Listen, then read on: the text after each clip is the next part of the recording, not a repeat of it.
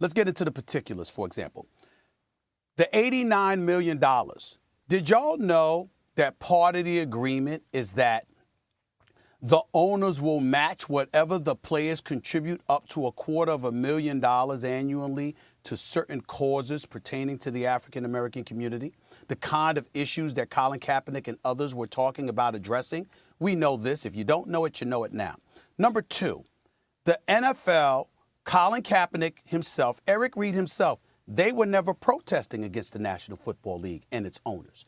They were protesting against society in terms of wanting to bring attention to racial oppression, racial inequality, and other things pertaining to disenfranchised communities throughout our nation. They were not complaining against the National Football League. Number three, when you talk about Malcolm Jenkins and the Players Coalition, they're saying their priority wasn't Colin Kaepernick. Their priority were the issues. We even have Josh Norman quoted on the record beefing with Eric Reid over a conference call written by an article in our very own The Undefeated, where he was saying to Eric Reid, let's just be real about what's going on here. Where's Colin Kaepernick to speak up for himself? And oh, by the way, this is bigger than just one man. We understand that what's happening to Colin Kaepernick is wrong, but this issue is bigger than him. And if we're about uplifting and helping our communities, that takes precedent, which brings me back to Eric Reid.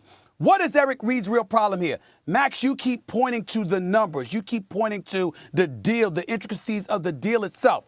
I'm willing to bet you my check that Eric Reid would not have a problem with the same exact deal that was reached if A, Colin Kaepernick had a job, and B, he was leading the front against the owners as opposed to Malcolm Jenkins, which means that the intricacies of the deal itself, while he may not like it, his real issue at the core of it all is his lack of trust for individuals that he doesn't believe are aligned with Colin Kaepernick's thinking. That is fair.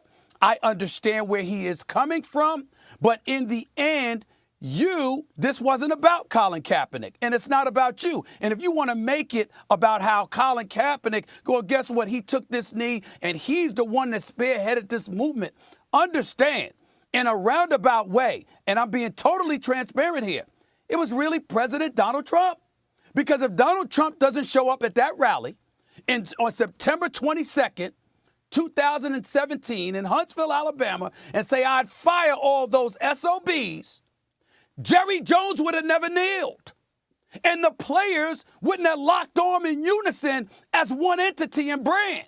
And they would have never been at the negotiating table with those owners because Colin Kaepernick's protest would have been exactly that. But Eric Reid ignores that and in a process makes a public spectacle of himself, embarrasses himself, and highlights a problem that exists within our community because every single time somebody black disagrees with somebody else who is black, it can't be a disagreement. It's got to elevate to character assassination where somebody's a sellout, where I see points on both sides. Yep. And I applaud, my last point is I applaud Malcolm Jenkins because Malcolm Jenkins was class personified yesterday, Damian, when he said, you couldn't pay me to address this subject. I am not going to insult my brother, especially to y'all.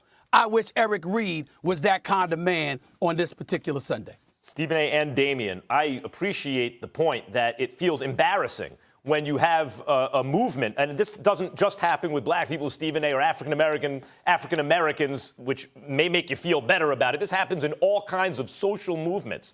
There are divisions and between the more radical and the less radical. And the reason I bring up the Southern Christian Leadership Conference, the SCLC, and the break with the SNCC, the Student Nonviolent Coordinating Committee, back when, in the 60s, is because that represents the same sort of thing. The more radical element says your patient long game is not good enough. You know, as Martin Luther King said, justice postponed is justice denied, right? So we need justice now. And sometimes that division becomes public.